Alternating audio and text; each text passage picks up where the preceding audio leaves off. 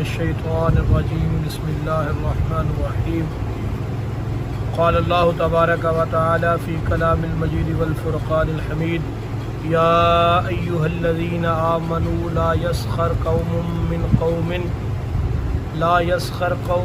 من قوم عسى ان يكونوا خيرا منهم ولا نساء من نساء عسى ان يكن خيرا منهن ولا تلمزوا انفسكم ولا تنابزوا بالالقاب بئس الاسم الفسوق بعد الايمان ومن لم يتب فاولئك هم الظالمون صدق الله العظيم وصدق رسوله النبي الكريم الامين ان الله وملائكته يصلون على النبي يا ايها الذين امنوا صلوا عليه وسلموا تسليما الصلاة والسلام عليك يا سيدي يا رسول الله وعلى آلك وأصحابك يا سيدي يا حبيب الله الصلاة والسلام عليك يا سيدي يا نبي الله وعلى آلك وأصحابك يا سيدي يا محمد رسول الله دوستان گرامی، خلاق عالم جل مجدہ الکریم، اس مالک حقیقی کا کروڑا احسان کہ جس نے ہمیں دین سیکھنے کی، دین سکھانے کی، اس پر عمل پیرا ہونے کی توفیق عطا فرمائی۔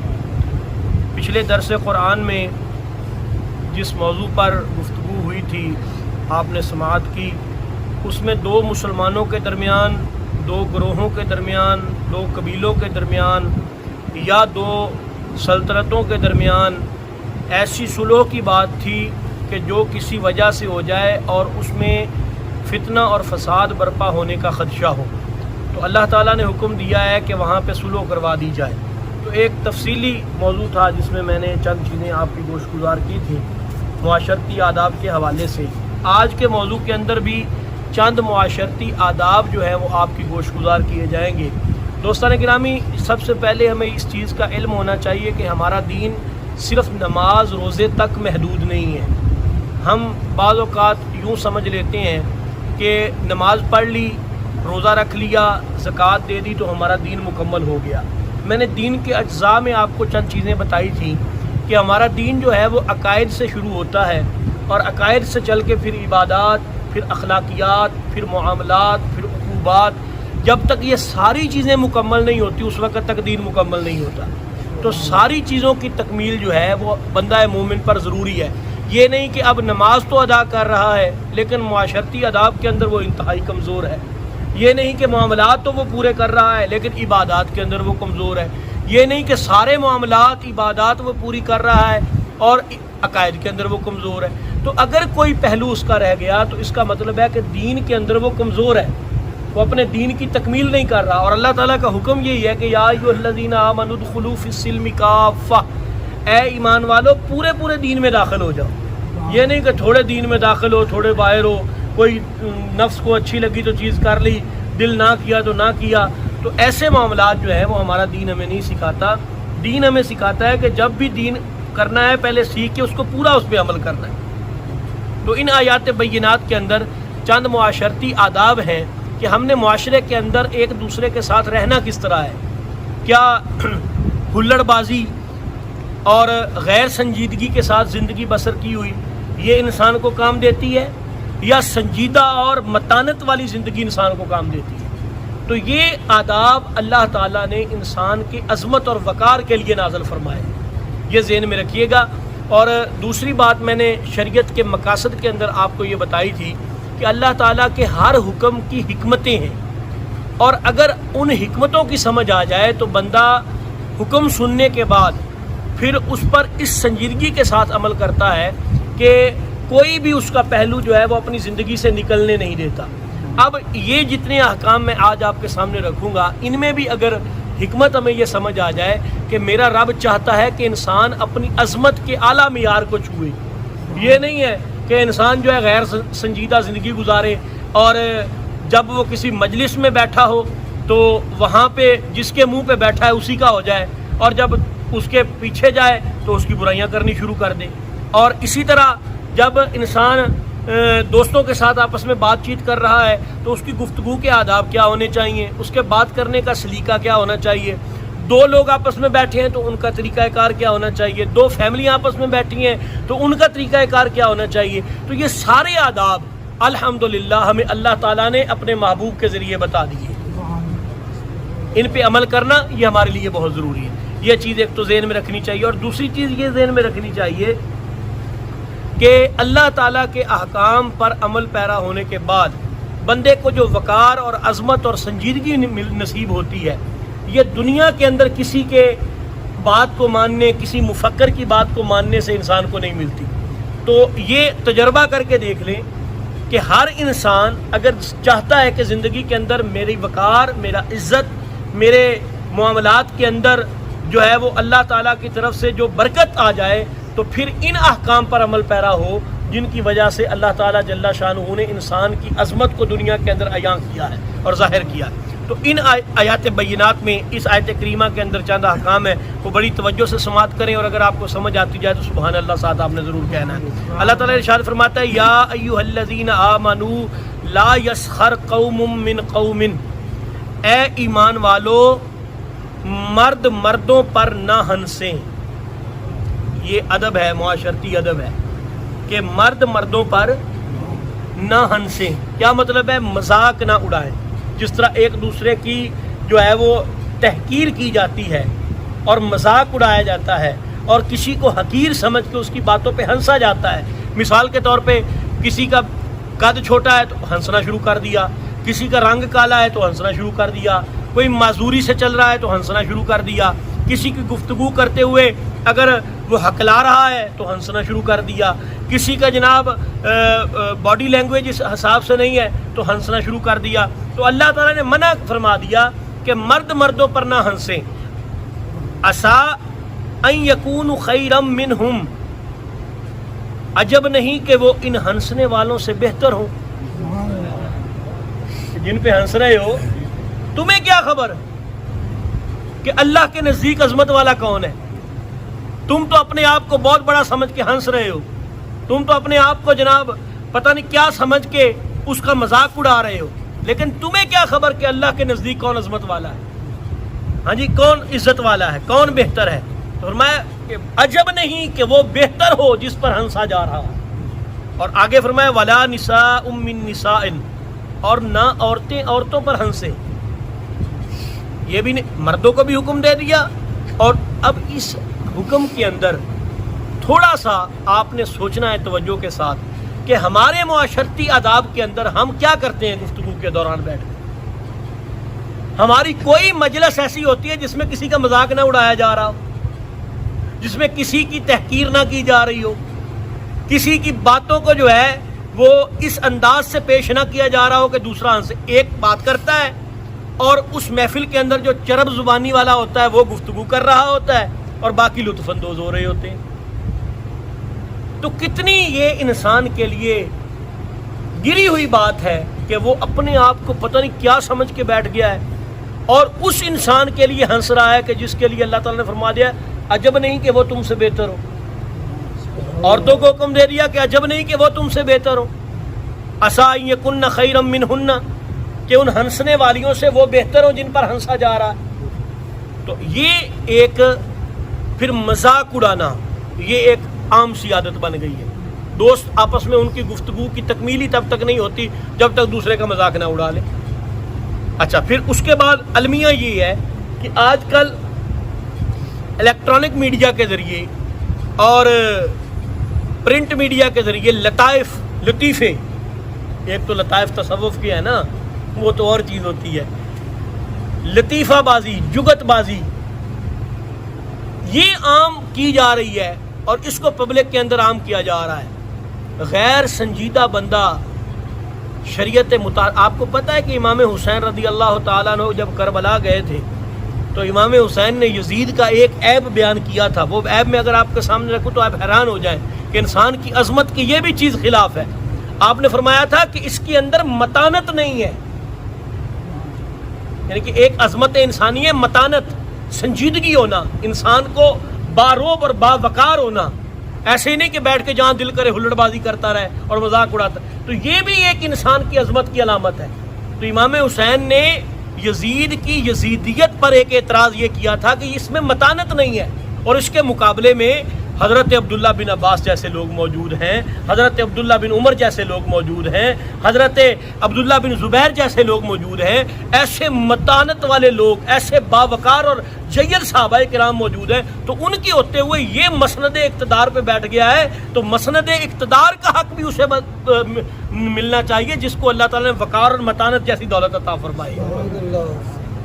تو یہ ایک بہت بڑی دولت ہے۔ اس طرح مذاق اڑانا، جگت بازی کرنا، دوسرے کو ہلکا سمجھنا، دوسرے کی جو ہے وہ تحقیر کرنا، دوسرے کی تذلیل کرنا، اور ایسے انداز، نبی پاک صلی اللہ علیہ وآلہ وسلم کی تعلیمات میں کیا ہے؟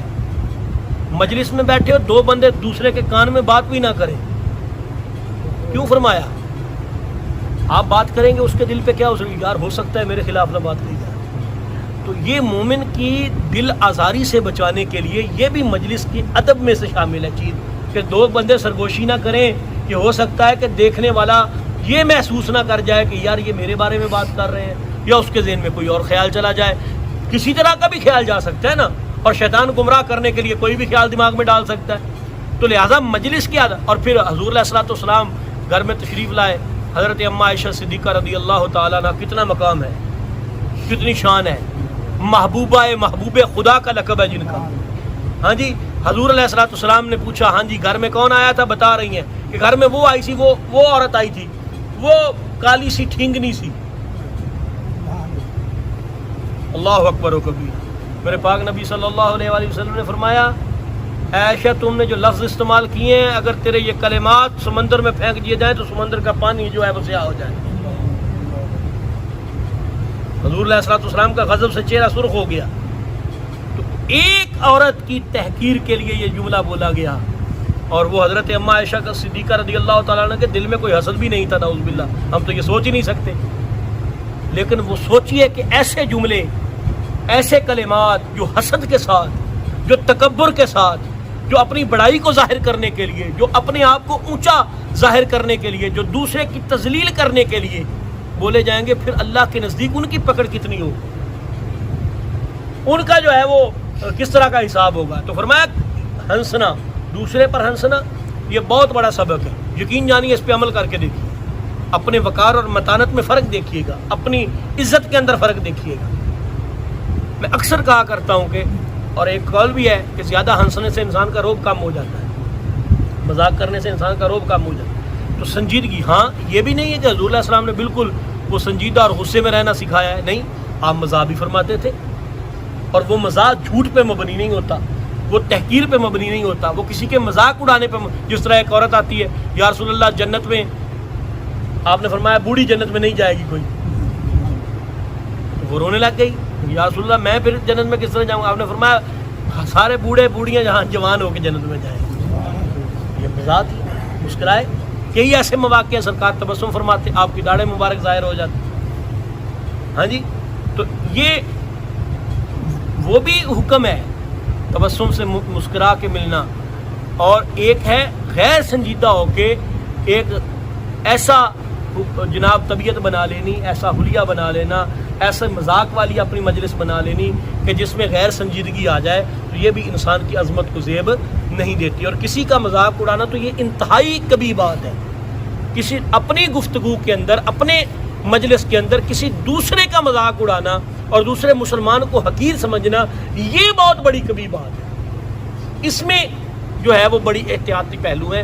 اس میں اگر خدا نہ خواستہ کل قیامت والے دن خدا کی بارگاہ میں کھڑے ہو کے اس نے حساب مانگ لیا تو کیا ہوگا؟ پتہ ہے حساب کس طرح ہونا ہے؟ چل بھائی دے اس کو، نیکیاں دے اپنی، اگر زیادہ برائی کی ہوئی تو نیکیاں تو چلی گئی، اب اس کی برائیاں اٹھا کے اس کے پلے ڈال۔ کیا ہمارے پاس اتنی نیکیوں کے انبار ہیں کہ اتنی گفتگو کرتے رہے لوگوں کے بارے میں کہ اٹھا کے اپنی نیکیاں کر کے ان کو دے دیں، اور کل ان کے گناہ جو ہے وہ اپنے پلے ڈال دیں؟ تو یہ سوچنا چاہیے کہ ہمیں ایسے جو ہے وہ کام نہیں کرنے چاہیے گفتگو کے اندر۔ میرے پاک نبی صلی اللہ علیہ وآلہ وسلم نے کیا فرمایا؟ یہ جو دو جبڑوں کے درمیان ہے، اس کی دو ٹانگوں کے درمیان ہے، اس کی ضمانت مجھے دے دو، میں تمہیں جنت کی ضمانت دیتا ہوں۔ یہ زبان بڑا کچھ کروا جاتی ہے۔ چلیں، وقت زیادہ ہو رہا ہے، دو حکم میں نے ابھی اور سنانے ہیں، وہ بھی انہی سے ملتے جلتے ہیں۔ وَلَا تَلْمِزُوا أَنفُسَكُمْ، اور آپس میں تانا نہ کرو، جنہوں پنجابی چ کہنے ہیں میڑے مارنا ہیں، بیبیاں زیادہ کرتی ہیں، عورتیں جو تانا بازی زیادہ کرتی ہیں، لیکن مرد بھی کرتے ہیں، میں تینوں انج کیتا تو میں تینوں انج کیتا تو میں تینوں فلانی شہر کی دیتی تو میں تیرے تے فلانے موقع دے ساتھ، تانے نہیں۔ تو یہ تلمزوا انفسکم، یہ حکم ہے کہ آپس میں تانے نہ دو، تانا بازی نہ کرو۔ اور آگے حکم ہے ولا تنابزوا بالالقاب، اور ایک دوسرے کے برے نام نہ رکھو۔ ہمارے تو معاشرے میں عام ہے، رشید ہے تو چیدہ، ہاں جی، حمید ہے تو میدہ، الٹے نام، سب کے الٹے نام، اور 99% ہماری قوم الٹے ہی نام لیتی ہے، سیدھا آتا بھی ہو تو الٹا لیتا ہے۔ تو اللہ کا حکم ہے یہ ولا تنابزوا بالالقاب، ایک دوسرے کے برے نام، الٹے نام نہ رکھو، برے نام۔ اور پھر ایک تو ہے برے نام رکھ دینا، عادت پڑ جانی معاشرے کے اندر، ایک ہے کہ اس کو برے القاب اپنی طرف سے تھوپ دینا، تو یہ بھی بہت بری بات ہے، اس سے بھی بچنا چاہیے۔ ایک دوسرے کے برے نام، الٹے نام لینا، یہ بھی مسلمان کو زیب نہیں دیتا۔ اور اگر آپ چاہتے ہیں کہ کسی کے ساتھ آپ کی محبت کا رشتہ بڑھے، تو یہ ایک بہت بڑا کلیہ ہے کہ اس کا سیدھا پورا نام لینا شروع کر دیں۔ ایک یہ بات، اور دوسری سلام والی بات، رسول اللہ علیہ وسلم نے فرمایا سلام کو عام کرو، تمہارے درمیان محبت پھیل جائے گی۔ السلام علیکم ورحمۃ اللہ یہ کہنا شروع کر دو اور دوسرے کا پورا نام لینا شروع کر دو، یہ محبت کا رشتہ بڑھا دیتا ہے، اختلافات اور بغض اور کینہ کو ختم کر دیتا ہے۔ اس لیے اس چیز کو عام کرو، سلام کو عام کرو، اور اگر آپ چاہتے ہیں کہ آپ کی محبت آپس میں بڑھے، ایک دوسرے کے ساتھ آپ بڑے مٹھاس کے ساتھ زندگی گزاریں، آپس کی رنجشیں، تانا بازیاں، بغض، اناد، حسد اندر سے ختم ہو جائے، تو ایک تو الٹے نام لینا چھوڑ دیں اور دوسرا سلام کو عام کریں، انشاءاللہ یہ چیز ختم ہو جائے۔ تو اللہ کے حکم میں برکت ہے نا میرے رب نے رکھی ہوئی، تو برکت ظاہر تو ہوگی، اور یہ تجربہ کر کے دیکھ لیں، یہ ظاہر نہ ہو تو پھر کہیے گا، اللہ تعالیٰ اس میں ضرور برکت رکھے گا انشاءاللہ۔ بئس الاسم الفسوق، فسوق کیا ہی برا نام ہے مسلمان ہو کر، بعد الایمان کیا ہی برا نام ہے مسلمان ہو کر فاسق کہلانا۔ اللہ تعالیٰ فرماتا ہے کہ اگر ایسے کام کرو گے تو فاسق ہو جاؤ گے، اور کتنا برا نام ہے کہ تم مسلمان ہو کے پھر فاسق ہو جاؤ، تمہیں مسلمان بھی ہو تو برے بھی تمہیں کہا جائے، فاسق گناہ گار بھی ہو جاؤ۔ وَمَن لَّمْ يَتُبْ، اور جو توبہ نہ کریں، فَأُولَٰئِکَ هُمُ الظَّالِمُونَ، تو وہی ظالم ہیں۔ اگر ایسے گناہ ہو چکے ہیں تو ان کی توبہ کریں، اور اگر توبہ نہیں کریں گے تو پھر ظالم ہیں۔ تو ظلم جو ہے یہ اللہ تعالیٰ، یہ بہت سخت تنبیہ ہوتی ہے، وعید ہوتی ہے جب کسی کو ظالم کہا جاتا ہے۔ اللہ تعالیٰ فرماتا ہے اگر توبہ نہ کرے تو یہی لوگ ظالم ہیں۔ تو ایسے یہ معاشرتی آداب ہیں، یہ معاشرتی آداب ہیں، رہنے سہنے کے آداب ہیں، ایک دوسرے کے ساتھ ہم نے سلوک کس طرح کرنا ہے، ملنا کس طرح ہے، گفتگو کس طرح کرنی ہے، عزت کس طرح دینی ہے، دوسرے کو عزت دے کے دیکھیں، ہاں جی، دوسرے کے ساتھ محبت سے بات کر کے دیکھیں، دوسرے کے ساتھ پیار سے بات کر کے اس کا سیدھا نام لیں، اس کی چغلی نہ کریں، غیبت نہ کریں۔ یار آپ کے اوپر آپ کے دوست کو، آپ کے رشتہ دار کو، آپ کے عزیز کو، آپ کے پاس بیٹھنے والے کو اتنا یقین ہونا چاہیے کہ یار یہ بندہ میری غیر موجودگی میں بھی میرے خلاف بات نہیں کرے گا، اور اگر آپ پہ وہ یقین نہیں ہے تو اس کا مطلب یہ ہے کہ اس کے دل میں آپ کے لیے بغض ہے اور آپ کے دل میں اس کے لیے بغض ہے۔ تو یہ یقین کی دولت پیدا کرنا کہ ایک دوسرے سے محبت کا رشتہ بڑھے، معاشرے میں شیر و شکر ہو کے رہے۔ آج کل آپ نے دیکھا ہے ہر جگہ جگہ پہ لڑائیاں ہو رہی ہیں، اور میں یہ آج کی درس قرآن کی وساطت سے یہ آپ لوگوں کو بتا دینا چاہتا ہوں کہ خدا را جتنی ٹینشن میں یہ قوم جا رہی ہے، لڑائیوں سے بچیں، اونچی بولنے سے بھی بچیں، غصے سے بھی بچیں۔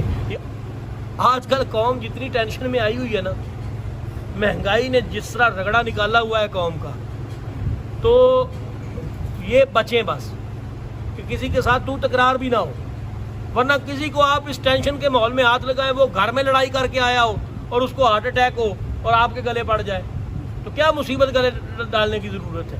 تو لہٰذا اپنے لہجوں کے اندر، اپنی طبیعتوں کے اندر، اپنی گفتگو کے اندر آداب اور معاشرتی مٹھاس پیدا کریں، تاکہ ہمارا معاشرہ جو ہے وہ شیر و شکر ہو جائے، ہمارے معاشرے کے اندر جو ہے وہ ایک حسن نظر آئے ہیں، ہم بیٹھے ہوں تو ہم مسلمان بھائی نظر آئیں، ہم آپس میں ایک جسم کی مانند نظر آئے، جس طرح حضور علیہ السلام نے فرمایا کہ مسلمان ایک جسد واحد کی طرح، ہاں جی، جسم کے کسی حصے کو تکلیف ہو تو پورا جسم تکلیف محسوس ہو، تو یہ ایک رنگ نظر آنا چاہیے۔ دعا ہے اللہ تعالی ہمیں آج کے